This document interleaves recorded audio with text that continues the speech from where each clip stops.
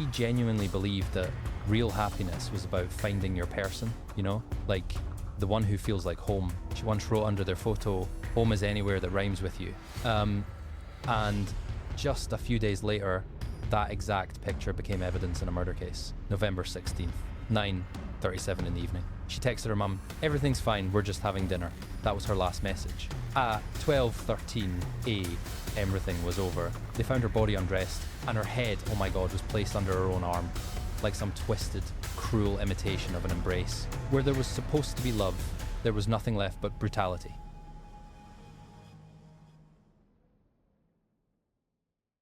Hey guys, what's up? My name's Jaxon, and today, oh my god, we're diving into one of the most unsettling stories I've ever had to tell. Like seriously, this one got under my skin. Before we get into it, make sure to hit that subscribe button and drop a like, you know, it really helps me make these videos bigger and better every time.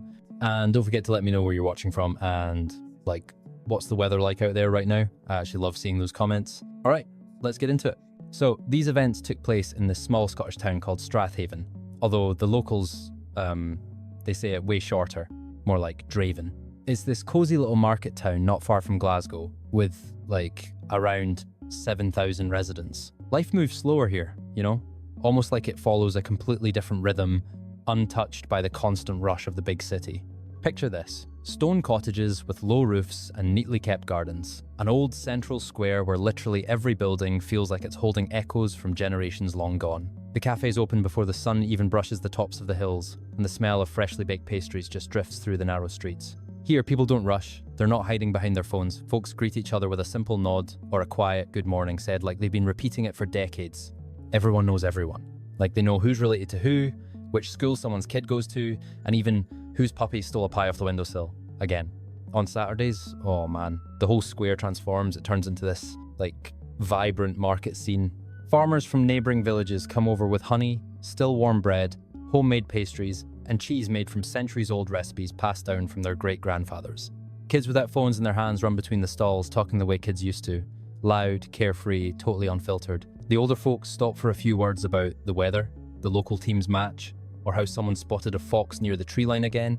And this time, it didn't even run away. It just watched. And that's the world where our story begins. Strathaven's all about stability. It's the kind of place, you know, where people literally say, you could forget to lock your door and still sleep peacefully at night. Walking home after dark isn't scary here because nighttime feels like just another part of safe, everyday life. Folks often say, if you hear something late at night, it's either the wind or someone getting home after a late shift. And honestly, almost nobody questions that. Up on a hill stands this old castle, Strathaven Castle, just stone and silence watching over the town for centuries. And that, oh my god, that was her place. Phoenix loved it more than anywhere else. She'd often go there in the evening, right when the street lamps started reflecting off the dark water of the pond. She would just stand there and stare.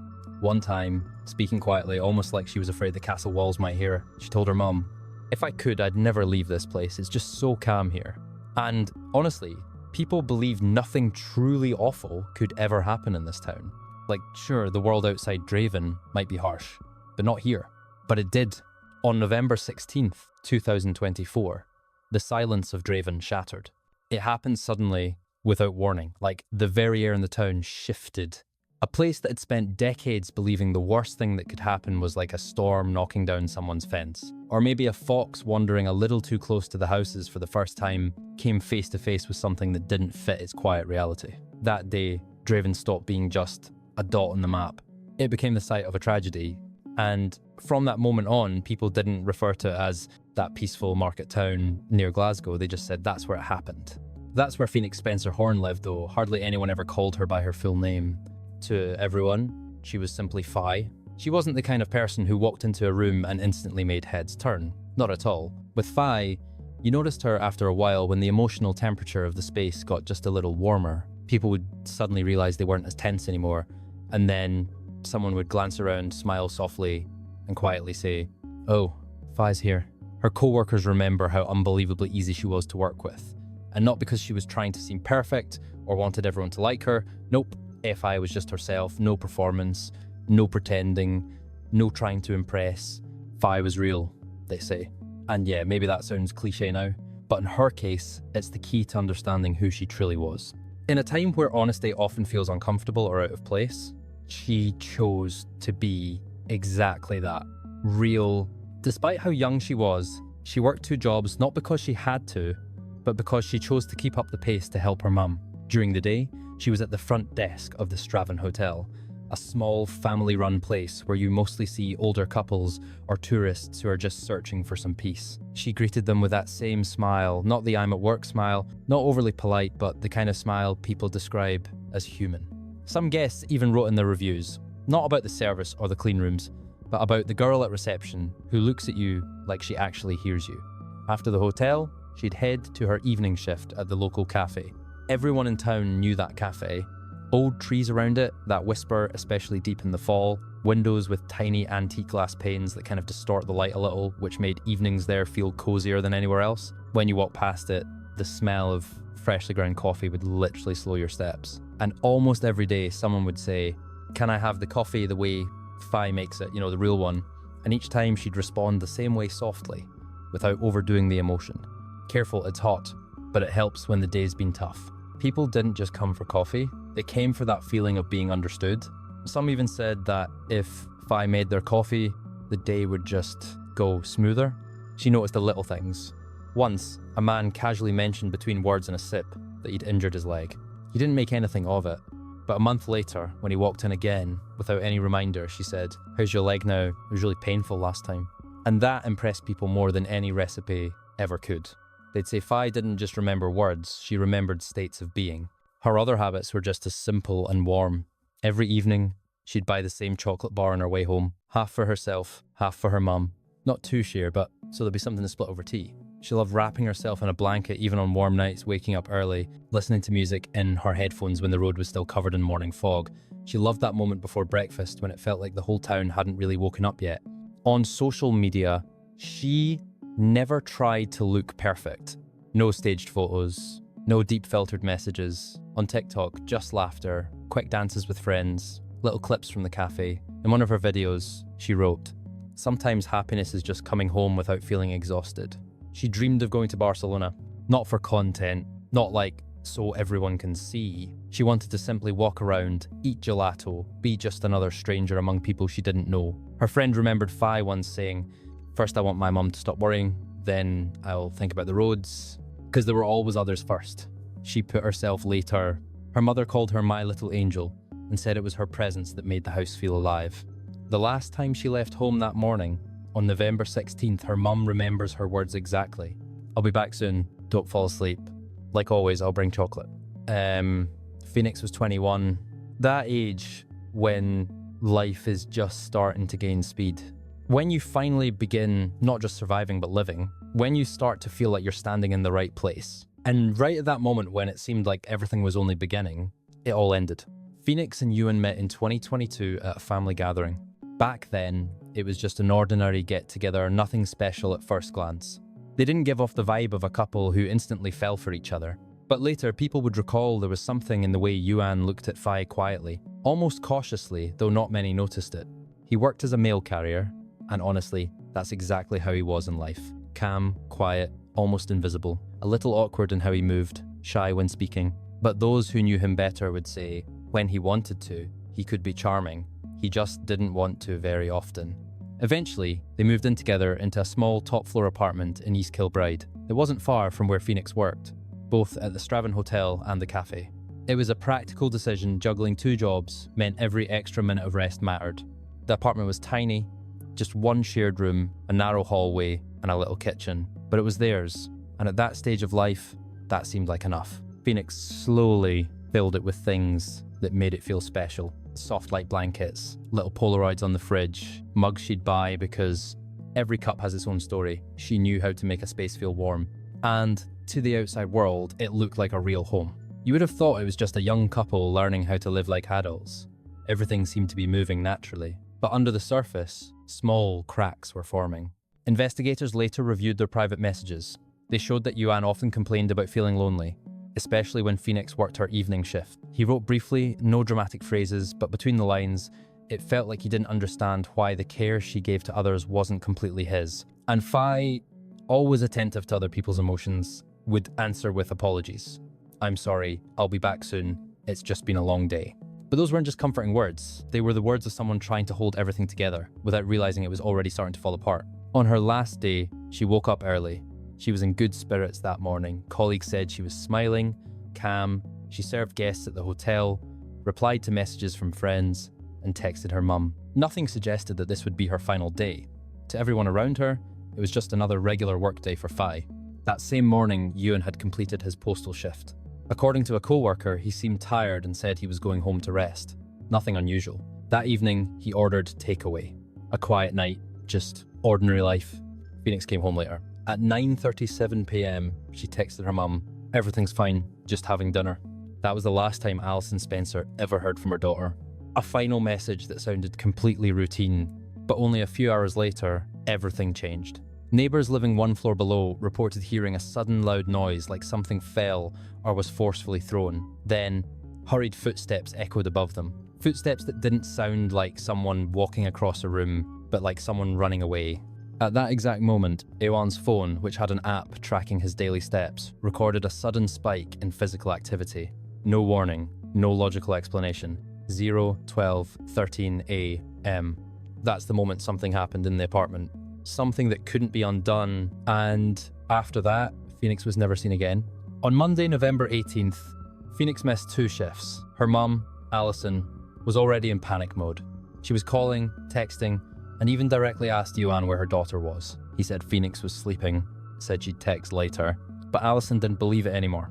She made the decision to call the police. Officers arrived at the Glenlee apartment shortly after noon. They knocked, and Euan opened the door. According to witnesses, he was calm and polite. He let them inside, but what they saw changed everything. Just imagine this for a second. You've done something awful, like beyond terrible, and as you watch the police step into your home, you suddenly realize you're about to be exposed. I wonder if in that moment there was some bizarre, almost magical thought, like maybe something will happen and I'll somehow get away with this. It's such a small detail in the case, but when we accept that horrifying things are done by actual people, we also have to accept they sometimes experience these strange, purely human seconds of denial. I honestly can't even begin to imagine what that moment really meant. And when the officers walked in, they saw Phoenix lying in the hallway. She was completely undressed. Her body was severely damaged. Her head had been removed. There were clear signs of attempted dismemberment. Blood-stained, sharp objects were lying around, one in the hallway, another in the bathroom, and a third in the bedroom. Phoenix had been positioned in a disturbing pose. Her head was placed upright, pushed underneath her left arm. It was obvious this wasn't done in panic. This was a deliberately staged, sickening display created by someone deeply broken and honestly, purely malicious. When officers asked him if Phoenix could still be alive, Euan replied in an even tone, "I know she's dead, mate. She's dead." And then he added something even more chilling. "I couldn't stay here with her like that. I tried to dismember her. I moved her from the bathroom and put her there." Euan Meth then was arrested on the spot. He remained calm, detached, and according to officers, seemed focused only on how this was going to affect him. Sitting in the police car, he muttered, "I guess this is what my next 25 years are going to look like." He was taken into custody. Interestingly, it wasn't just Phoenix's mother, Alison, who contacted the police. Euan had also dialed 999. He told the operator, "I've spent the last day trying to find the courage to call. I've basically been in complete shutdown." But that claim didn't hold up. In court, it carried no weight, not against the precise timeline confirmed by forensic analysis, and definitely not in the eyes of Phoenix's family. Meanwhile, forensic experts began their grim task inside the apartment collecting evidence. The activity tracker on his phone recorded hundreds of steps around midnight, perfectly matching the moment neighbours reported hearing the noise. His search history and digital footprint revealed a stark contrast between the messages he was sending to Phoenix's mother and the websites he was visiting just minutes later. There were no signs of forced entry, no defensive wounds on Phoenix, nothing to suggest any kind of prolonged struggle. This was a sudden, uncontrolled, but very intentional attack.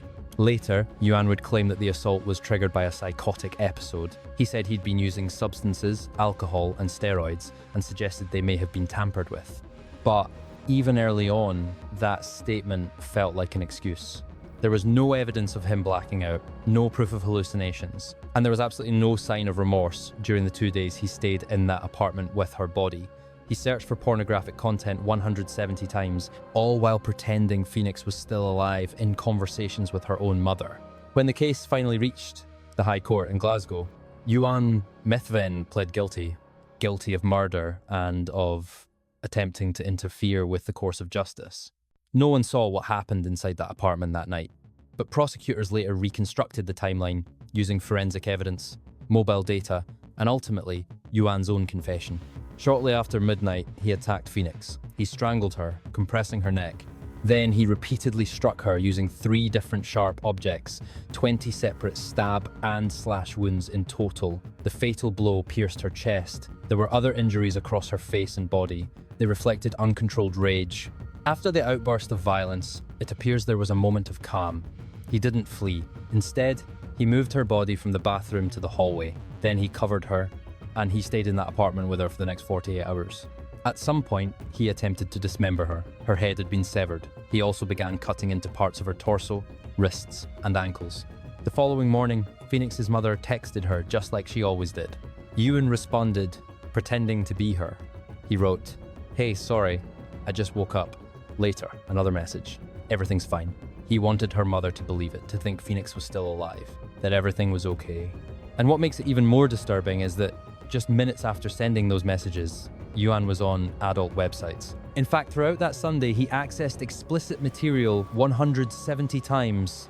He also drove around town in Phoenix's red Vauxhall Corsa. He attempted to purchase additional illegal substances, and at no point did he attempt to call for help. But by Monday morning, his version of events began to crumble. Phoenix still hadn't shown up for work, and her mother no longer believed his lies. In court, a delivery driver also testified. He had dropped off food at the apartment around 8 p.m. that evening. The driver said Euan didn't seem drunk or under the influence. That testimony contradicted his claims unless what he took somehow kicked in instantly and then continued affecting him fully for the next 2 days, which just seems completely unrealistic. Prosecutor Chris McKenna laid it out plainly. This was an intentional crime, he said, an attempt to cover up a murder, not a psychotic episode, and the judge agreed. Lord Matthews called it a brutal and disgusting crime. He noted he had rarely heard such overwhelming expressions of grief as those shared in the family's statements. Phoenix's loved ones wrote a letter to the court. In it, they tried to express the inexpressible. They talked about how perfectly she made coffee, about her joy, her smile, and the silence that now hangs heavily in their home. Her mother Alison wrote that their hearts were shattered and permanently destroyed, that life without Fi would never be whole again. When Euan was finally sentenced, he barely reacted, just an empty stare. He was ordered to serve at least 23 years in prison, a life sentence. She was standing at the threshold of what should have been a long and fulfilling life. You were a trusted member of her family, but you betrayed that trust and robbed her of life in the cruelest way. I will not repeat all of the harrowing details that were read out in court on the last occasion you appeared. It is enough to say that for reasons no one will ever understand, and in the flat you shared with her, you strangled her and stabbed her 20 times, 10 of these in the face. Not content with what you had done to her, you robbed her of all dignity in death by decapitating her and trying to dismember her in an attempt to defeat the ends of justice. For 2 days after you murdered Phoenix, you indulged in drug abuse and watched pornography, pretending by text to her mother that you were her. I have rarely read such outpourings of grief as are contained in the victim impact statements from her family, who have endeavoured to put into words what can never truly be encapsulated, the sadness and the deep sense of loss they all feel and will continue to feel thanks to what you did. The way you treated this innocent young woman after her death meant that her family did not even have the comfort of saying goodbye to her. I know that nothing I can say or do and no punishment I can inflict will ever be enough. The only sentence I can pass on the charge of murder is one of imprisonment for life. I also have to impose a period which must pass, known as the punishment part of the sentence, before you can apply for parole. Whether or not you are ever released on licence, if ever, will be a matter for others to decide. I have this morning seen a letter written by you, but it answers none of the questions which must be plaguing the family. You blame the effect of substances, but that is no excuse. I have taken account of all the circumstances, the contents of the report, and everything said by your counsel. although in truth the only matters of any consequence are your lack of record and the fact that you pleaded guilty. Oh my God. And in that moment, when everything felt too cold, too procedural, a man in a black suit suddenly stood up in the courtroom. He didn't give a speech, didn't ask permission. He just shouted one single word, short, but powerful enough to make the whole room stop breathing for a second. Animal. There was no noise after that, no attempts to silence him. No one escorted him out. For that brief moment, the courtroom just froze. That word didn't require clarification. It became the voice of everyone who lost Phoenix. It felt like someone finally said out loud what most people were too afraid to speak. In the days following her death, Phoenix's family created a fundraising page for the funeral. They didn't ask for much, just enough to say goodbye to her with dignity. But people who knew her, and even those who only heard her story, donated more than £6,000. All the remaining money left after the funeral expenses was given to Women's Aid, an organisation that supports women who are in danger. The Glasgow branch published a tribute that became a reflection of how people remember her. Phoenix should still be here, but her legacy is what lifts others. This is what it means to rise from the ashes. Those words felt like a direct response to her name, like light breaking through darkness, because her name, Phoenix, suddenly became almost literal. In Strathaven, people began lighting candles. First, one appeared by the cafe entrance, then one near the castle she used to visit, and slowly, the entire town began glowing with tiny flames. At the cafe where she worked, they left the same table empty for the entire following Sunday. No sign, no announcement, just silence and an empty seat, her seat. The town council voted to install a bench in her memory. Local artists started creating a mural wings spread wide around her name. People kept sharing her TikTok videos and photos. Most of them were simple, unedited, and one picture became almost symbolic. Under it, Phoenix had written, "Home is anywhere that rhymes with you." At first, it sounded romantic, sweet, something meant to feel warm. Now it hits like a punch to the heart, because what she called home and who she called home became the reason those words now read completely differently. In January, when she should have turned 21, her family gathered again. They didn't call it a memorial, they called it her after party. They said that's exactly how she would have wanted it, with music, balloons, photos of her smiling, maybe even laughter, because Phoenix never wanted her existence to make life heavy for anyone. People didn't come to remember her death, they came to remember her life. Her mother Alison wrote in a post, "We did this for her the way it should be done." And those words weren't really about celebration. They were about love, about giving her an ending she deserved, even if it came far too soon. The name Phoenix Spencer Horn became more than just a memory of a person. It became something that keeps living in words, in actions, in those who carry her with them. In town, people say, the fire may have gone out, but the embers are still alive. And her legacy refuses to burn out.